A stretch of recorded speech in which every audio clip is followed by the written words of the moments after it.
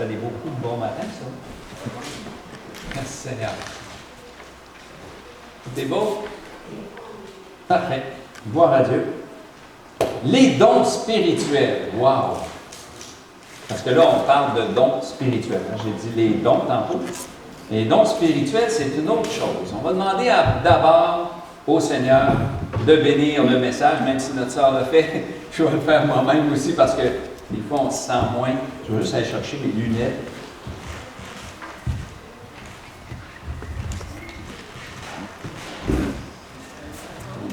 Des fois, qui est un peu petit caractère. Merci, Seigneur, pour ton esprit. Merci pour les louanges. Merci pour ta présence, Seigneur. Sans toi, on ne peut rien faire pour toi. Parce qu'on peut faire toutes sortes de choses par nos propres forces. Mais pour toi, Seigneur, pour vraiment quelque chose qui va te plaire, c'est quelque chose qu'on fait avec toi, avec ton esprit. Pour ta gloire, pour ta gloire à toi seul, Seigneur.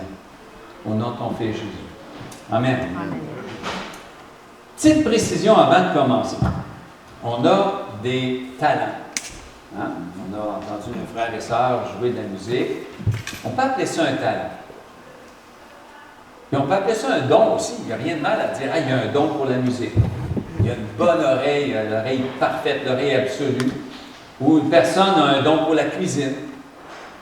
Une personne peut avoir un don pour, je ne sais pas, je connais un frère dans le Seigneur, un jeune, qui a un don pour soulever des poids. Il n'est pas gros, là, mais il a été champion du monde. Puis c'est vraiment un talent exceptionnel. C'est sûr, il s'est entraîné. Mais moi, je m'aurais entraîné autant que lui, puis je n'aurais jamais arrivé à soulever ce qu'il a fait sûrement. Donc, il y avait quelque chose de spécial en lui qui faisait qu'il avait ce talent-là. Il y a des personnes qui vont courir longtemps. C'est un don pour eux autres. C'est une facilité. Vous allez me dire, ils se sont entraînés, oui, mais même si une personne s'entraîne, ça ne veut pas dire qu'elle va devenir un champion du monde dans toutes sortes de choses. On a des talents différents, des dons différents. Quand on parle de dons spirituels, on parle d'un don que Dieu a donné par son Saint-Esprit à nous humains. Maintenant, est-ce que chanter ou jouer de la musique, c'est plus ou moins spirituel que, par exemple, prophétiser ou guérir un malade? Là, je vais préciser une chose. On appelle ça le spectre, pas un fantôme, là, mais le spectre, c'est comme le spectre de lumière. Quand on décompose la lumière, on a un arc-en-ciel de différentes couleurs, parce que c'est des longueurs d'onde différentes. Le Saint-Esprit, quand il nous donne quelque chose, ça se manifeste, on va voir tantôt que dans la Bible, c'est écrit « se manifeste » de différentes façons. Les dons sont administrés par l'Esprit de Dieu et sont manifestés de différentes façons. Évidemment, si je pose les mains sur un malade, quelqu'un qui a un cancer qui est guéri instantanément, vous allez me dire « wow, ça c'est surnaturel ». C'est évident. Mais quelqu'un qui joue de la musique, c'est aussi un don. Vous allez dire, là, ça c'est naturel. C'est pas tout à fait vrai et c'est pas tout à fait faux. Si je regarde la chaise qui est là, vous allez me dire, ben là, c'est quelqu'un qui l'a fabriqué, la chaise, hein, elle n'est pas apparue toute seule. La même chose pour les dons qui sont en nous. C'est Dieu qui les a mis, c'est Dieu qui les a administrés, puis c'est Dieu qui les a même fait grandir en nous autres au cours de notre vie. Plus on est jeune, évidemment, plus les dons sont juste embryonnaires et commencent. Et plus on vieillit, plus on acquiert une facilité dans toutes sortes de domaines. Donc, il y a un spectre ou une ligne où il y a des choses qui sont plus dites naturelles. Et pour moi, tout est surnaturel. Même la vie en nous autres, vous allez dire, la vie c'est naturel. Naturel, il faut faire attention. Êtes-vous capable de le refaire? Êtes-vous capable de prendre, je ne sais pas, moi, tous les ingrédients qui composent une grenouille, hein? Les protéines, les graisses, les liquides et tout ça, vous mettez ça dans une éprouvette, vous brassez ça, vous avez une belle grenouille. Vivante. Non, personne n'est capable de faire ça. Donc, même la vie en soi, il y a un aspect surnaturel.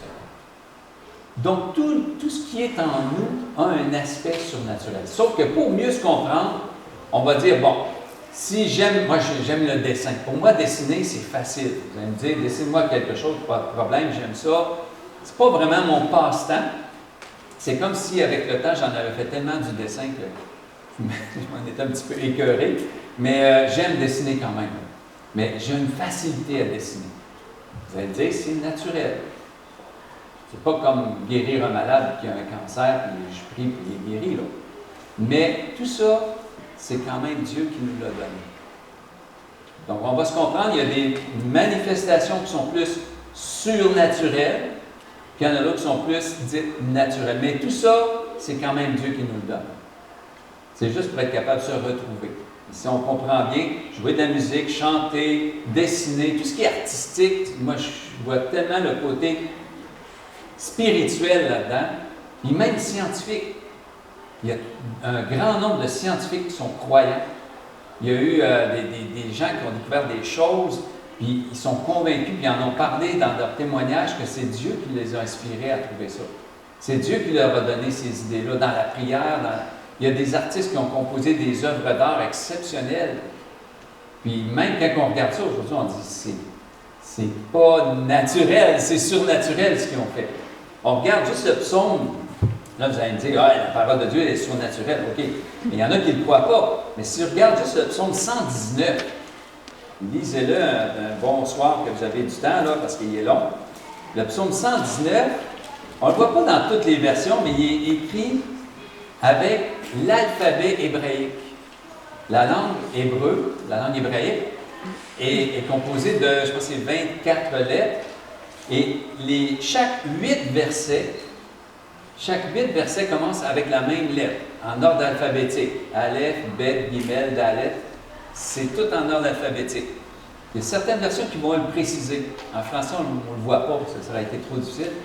Juste ça, là.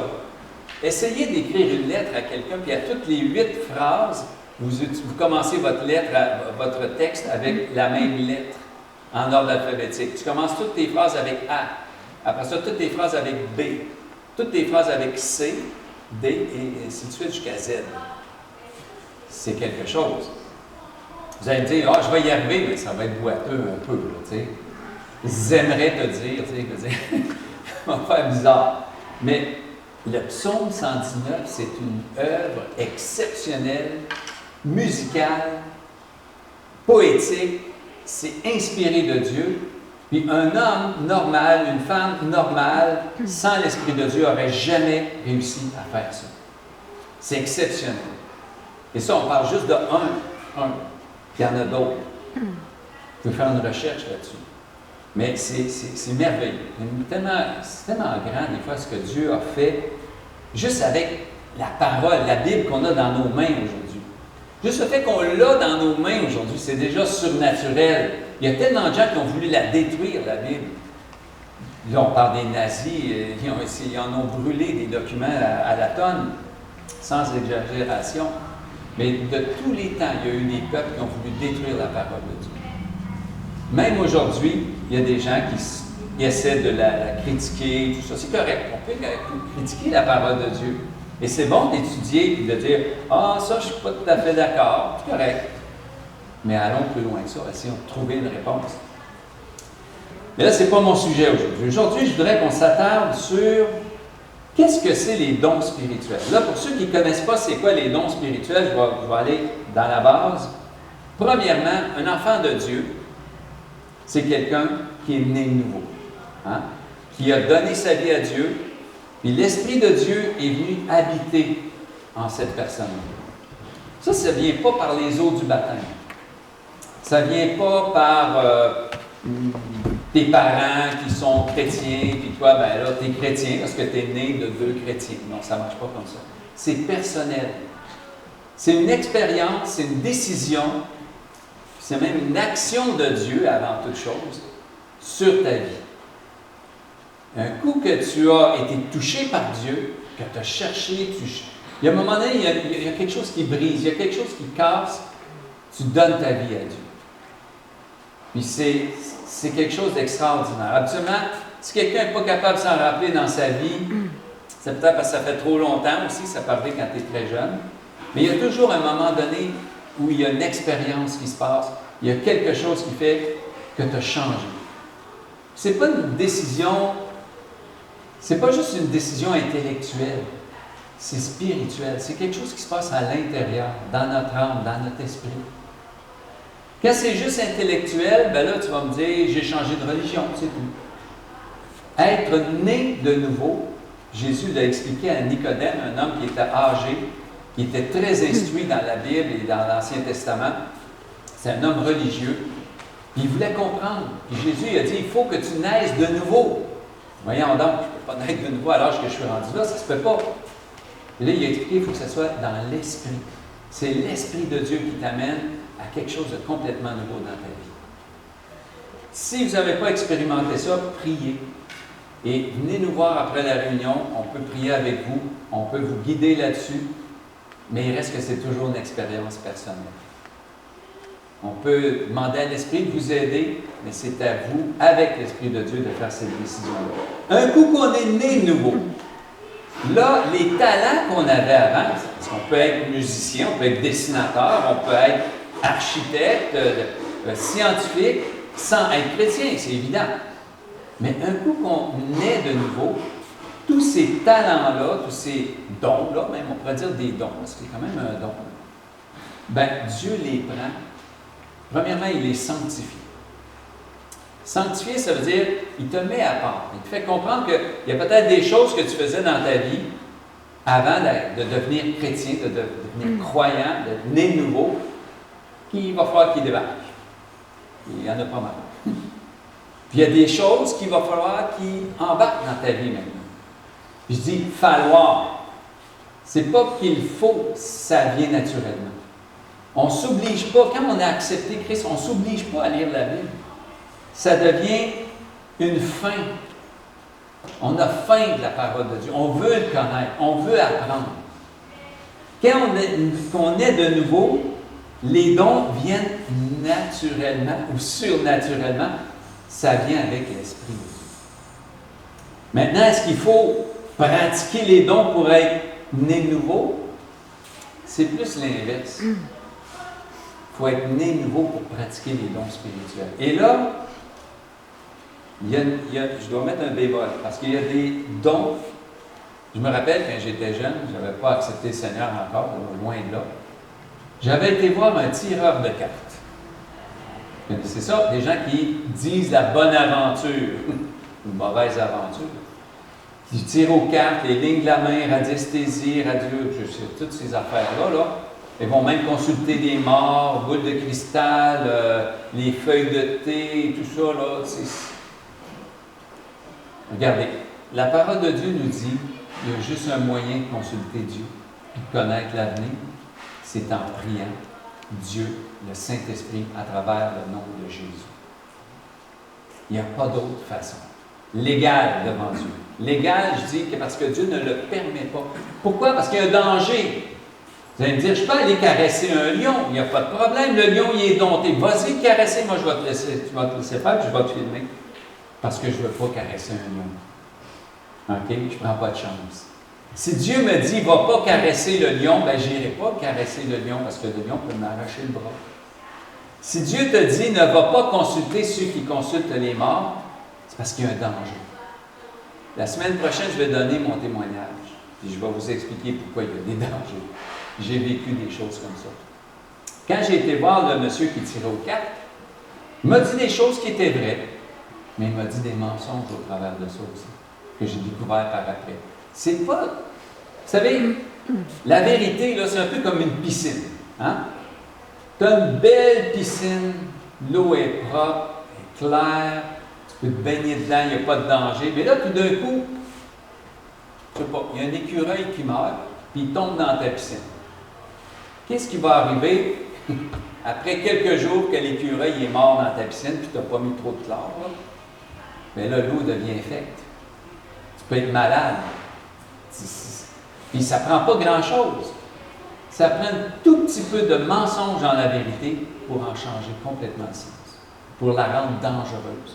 Je peux prendre même la Bible, puis vous la citer puis vous dire plein de choses de la Bible, et je mets à travers, ou je la cite dans une mauvaise situation, un mauvais contexte, pour manipuler les gens, puis j'en fais une arme qui détruit, puis qui obscurcit, qui devient un mensonge. Satan est spécialisé là-dedans. Quand il a tenté Jésus, il a utilisé la Bible. Quand que Jésus a été au désert, il a utilisé la Bible. Et Jésus lui répondait avec la parole de Dieu. Parce qu'il la citait dans le mauvais contexte. Il la citait à son avantage. Il la citait de façon détournée. C'est vrai, la parole dit, si tu tombes, les anges vont te protéger. C'est vrai que ça dit ça. Mais ça ne dit pas, jette-toi en bas d'un building puis Dieu va te protéger. Je pense que c'est normal qu'on va comprendre ça comme ça. Donc, mais c'est toujours le contexte qui nous donne la vérité à travers la parole, avec le Saint-Esprit. Parce que juste le livre lui-même, sans le Saint-Esprit, j'ai un oncle, moi, qui citait la Bible, il la lisait tous les jours, mais il n'était pas né de nouveau, il n'y avait pas le Saint-Esprit. Puis il a fini par s'enlever la vie.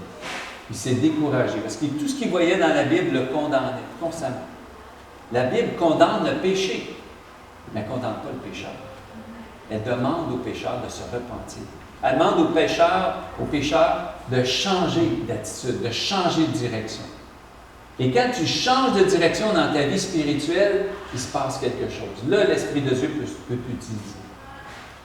Mais des dons spirituels, ça existe en dehors du monde chrétien, en dehors du Saint-Esprit. Les démons peuvent t'utiliser pour des dons spirituels. J'ai été utilisé dans ma vie avant de devenir chrétien, avant de donner ma vie à Jésus, par des dons spirituels. Ce n'est pas les dons du Saint-Esprit. Oui, j'ai vu des choses dans l'Esprit. Oui, j'ai fait des choses dans l'Esprit. Oui, j'ai peut-être même jeté des sorts à des personnes sans trop le vouloir. Puis j'ai fait des choses mauvaises. Mais un coup que j'ai accepté le Seigneur a pardonné ça. Maintenant, l'Esprit de Dieu prend la place. La différence, c'est que des fois, on pense que être chrétien, avoir le Saint-Esprit en nous autres, c'est un peu comme un médium. Tu sais, ils rentrent en transe, puis là, ils se mettent à parler, puis ils sont plus capables de se contrôler. Attention, c'est différent.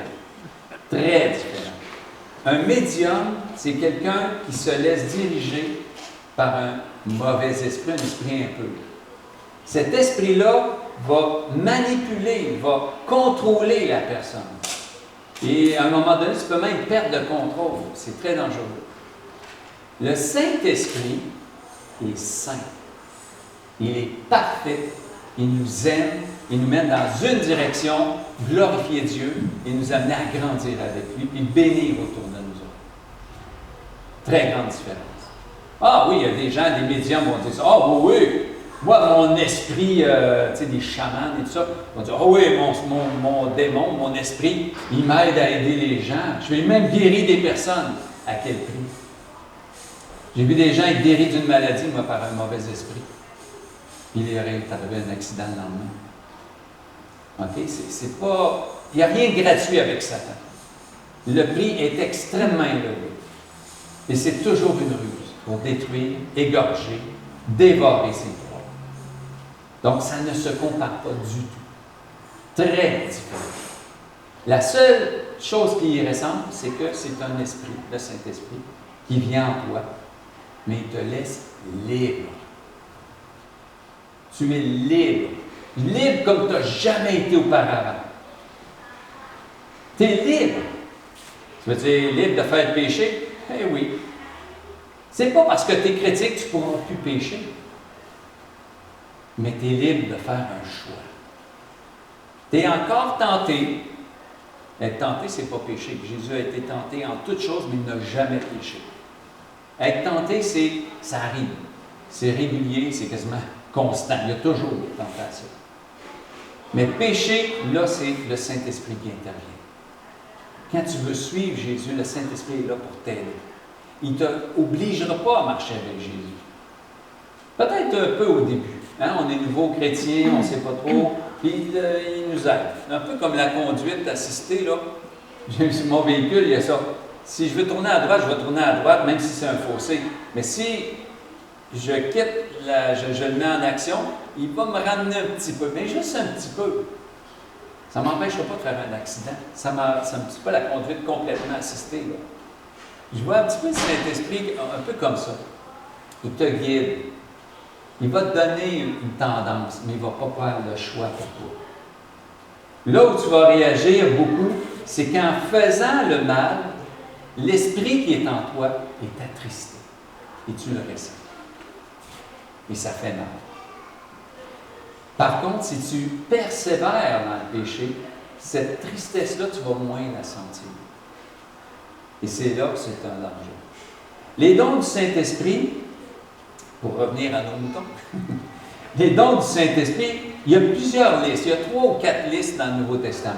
On ne va pas faire toute l'étude de ça, mais on pourra en nommer quelques-unes. Par exemple, dans Romains 12, on pourrait tourner ensemble Romains, l'Épître aux Romains, au chapitre 12.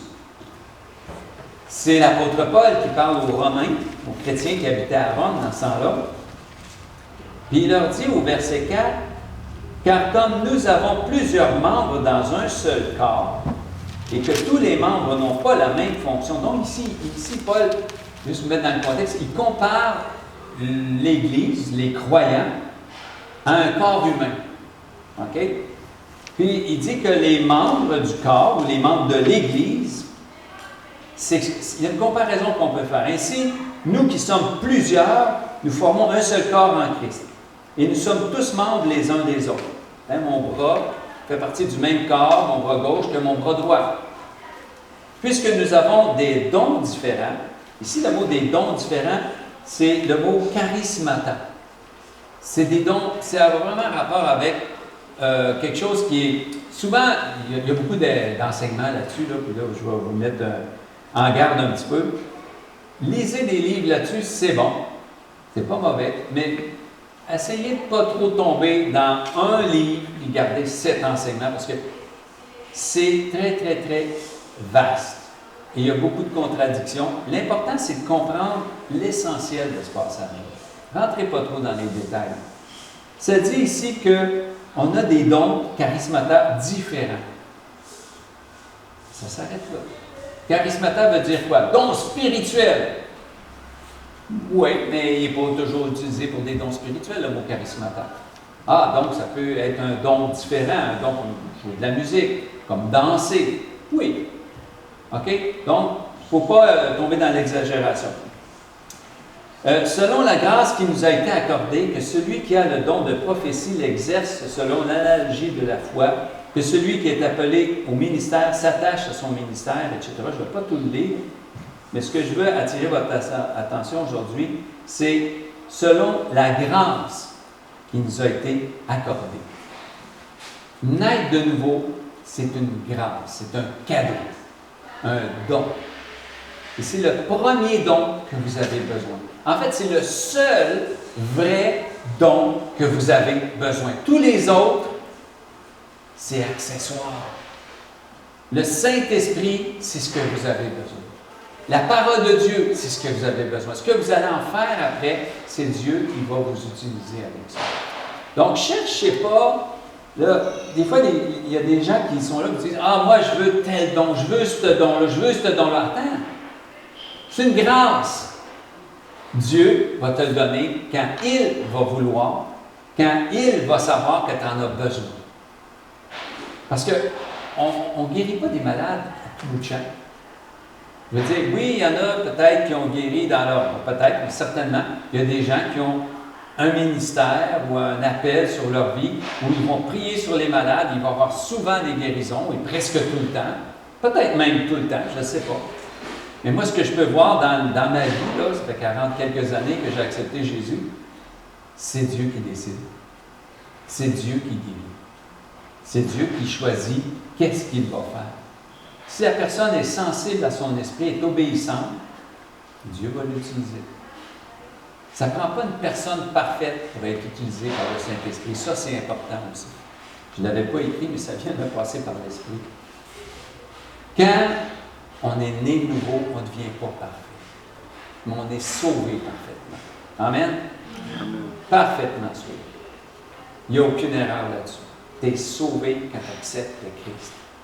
Tu n'es pas sauvé quand tu commences à servir. Tu n'es pas sauvé quand tu es baptisé d'eau. Tu n'es pas sauvé quand tu as étudié la Bible au complet. Non, tu es sauvé quand tu dis « Oui, Seigneur, rentre dans ma vie, je te demande pardon, viens me transformer, je te donne tout, Seigneur. » Ça, c'est naître de nouveau.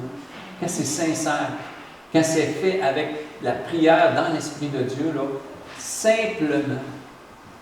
Il n'y a rien de mystique. J'aime pas ça le mot mystique, parce que dans le mot mystique, ça demande que la personne soit plus élevée, qu'elle ait grandi, qu'elle ait atteint là, par différentes étapes, des épreuves, un niveau de perfection. Non. On ne peut pas devenir parfait. C'est l'Esprit qui est parfait en nous. Et il utilise qui il veut.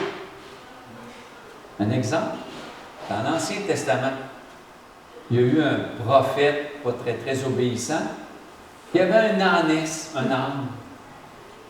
Puis le prophète ne voulait pas écouter Dieu. Mais c'est son âne qui s'est mis à lui parler.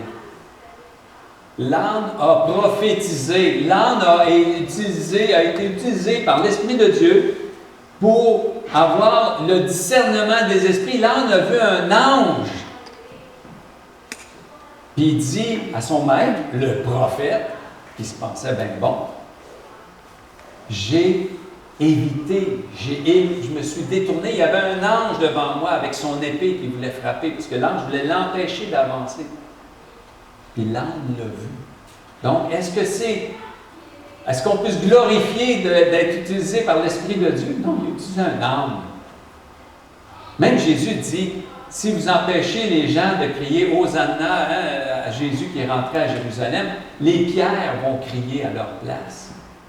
Et je crois que Dieu peut le faire. Il peut faire crier « Hosanna » au fils de David, à des pierres. Dieu est capable de tout faire. Fait que s'il nous utilise, c'est une grâce. Ça fait partie des choses que je vais vous donner des avertissements, des choses, des pièges à éviter. Charismata dans Romains. Dans 1 Corinthiens 12, c'est une autre liste. Là, je vous les nomme, on ne les étudiera pas de façon exhaustive. Ça vaut la peine de s'attarder, de les lire calmement, à tête reposée, de chercher les mots grecs, de les chercher dans les concordances et tout ça. C'est très intéressant. Mais le plus important, c'est de comprendre le sens de ces paroles-là dans la prière. 1 Corinthiens 12, au verset 4, ça dit « Il y a diversité de dons, mais le même esprit. » Tu ne peux pas dire « Moi, j'ai un esprit pour voir les démons. » Non, c'est le Saint-Esprit que tu as ou tu as d'autres choses. Diversité de ministères, mais le même Seigneur. C'est Dieu qui donne les ministères et c'est Dieu qui les administre aussi. Diversité d'opérations, mais le même Dieu qui opère tout en tous. Ici, là, c'est bien comprendre que c'est Dieu qui fait tout ça, tout simplement. Le Père, le Fils, le Saint-Esprit. Il y en a qui vont séparer les dons. Il y en a qui vont dire, par exemple, les dons comme parler en langue, prophétiser, guérir des malades, c'est le Saint-Esprit. Des dons comme chanter, dessiner, des talents, si on peut dire, bien ça, c'est le Père. Il t'a donné ça à la naissance, il l'a sanctifié à travers ton salut, à travers le Saint-Esprit. Puis il y en a d'autres qui vont dire, ben, il y a des dons aussi que Jésus va donner, les apôtres, les prophètes, les évangélistes, etc. Je ne dis pas que c'est faux. Ce que je dis, c'est que c'est pas aussi clair que ça. C'est pas de trancher, séparer, classifier. Paul n'a pas voulu classifier ces choses-là. Il les envoie et il dit, c'est comme s'il nous disait, débrouillez-vous avec ça. Non, c'est pas ça. Il nous les dit en disant, moi l'exemple que j'ai là, c'est liberté dans le Saint-Esprit. Dieu t'appelle à ouvrir des églises. Actuellement, on appelle ça un missionnaire. Moi, j'appelle ça apôtre, un envoyé, une personne qui est envoyée par Dieu pour ouvrir une église quelque part. Il peut en ouvrir une, il peut en ouvrir 10. C'est son appel. Si on reconnaît souvent ces personnes-là, ils ont un talent assez spécial. Et ça, c'est surnaturel. Je l'ai remarqué dans certaines personnes. Ils vont attirer vers eux des gens qui sont déjà impliqués dans l'Église, tout à fait naturellement. Ils sont là, ils disent rien, puis là, c'est le pasteur qui va le voir, puis il parle avec, ou c'est un directeur de musique, une directrice de musique, une personne à l'école du dimanche, puis naturellement, ils sont attirés vers cette personne-là, parce que c'est son talent d'utiliser les talents des autres pour ouvrir des églises. Vous comprenez? Ce n'est pas une aptitude qu'il a développée, qu'elle a développée, parce que là, des apôtres, des missionnaires, il y a des femmes aussi. Là, on va dire, oh, pas là, OK, ça va être un autre enseignement, ça. Ça va être un autre jour. Mais en Christ, il n'y a plus ni juif ni grec, ni esclave ni libre. Il n'y a plus d'hommes, plus de femmes. Dans le sens que nous sommes tous égaux et tous utilisés par le Saint-Esprit. Là, vous allez me dire, ah, une femme pasteur, j'en ai connu une. Elle a fait un très beau travail, elle a consacré sa vie à servir Dieu. Est-ce que ça a été facile pour elle? Eh non. Elle a travaillé avec des hommes. Je ne fais pas un dessin avec ça, là, mais quand tu es une femme et tu veux dire à un homme quoi faire, hein, mets-toi sur tes manches. Non, mets-toi des gants blancs. Vas-y avec amour. Et il faut que ce soit des personnes qui sont ouvertes à ça aussi. Les hommes qui ont travaillé avec avaient reconnu son ministère. Ils étaient prêts à travailler avec cette personne. Elle n'était pas en autorité pour dominer sur des hommes. Et c'est ça que ça parle dans la Bible. Paul ne permet pas à la femme de dominer sur l'homme, d'exercer une domination trop grande. Mais on est égaux. On est égaux. Adam, Ève étaient égaux. Adam a été créé le premier, mais Ève, Dieu n'a pas pris le petit orteil pour créer Ève. Il a pris sa côte. Il a pris la côte d'Adam, pour qu'il soit côte à côte. Pas pire, hein? S'il avait pris son oreille, il aurait été peut-être un petit peu plus haut. Non, c'était côte à côte. En tout cas, on reviendra là-dessus une autre fois. Mais il reste qu'il y avait des femmes apôtres. Priscille et Aquilas. Priscille est nommée en premier. Puis Paul dit qu'ils étaient reconnus parmi les apôtres. Pas lui, les deux. Il y a Junius, qui a été traduit Junius, et si on va dans le grec, c'est Junias. Et Junias, c'est un nom féminin. Junias était une femme apôtre. Il n'y en a pas beaucoup. Peut-être encore moins dans ce temps-là aujourd'hui. J'ai connu aussi une femme apôtre qui a ouvert des églises. Là, elle doit être décédée depuis le temps, parce que j'étais tout à fait. C'est là 40 ans, puis elle était prête de prendre sa retraite. Elle a ouvert plein d'églises au Québec.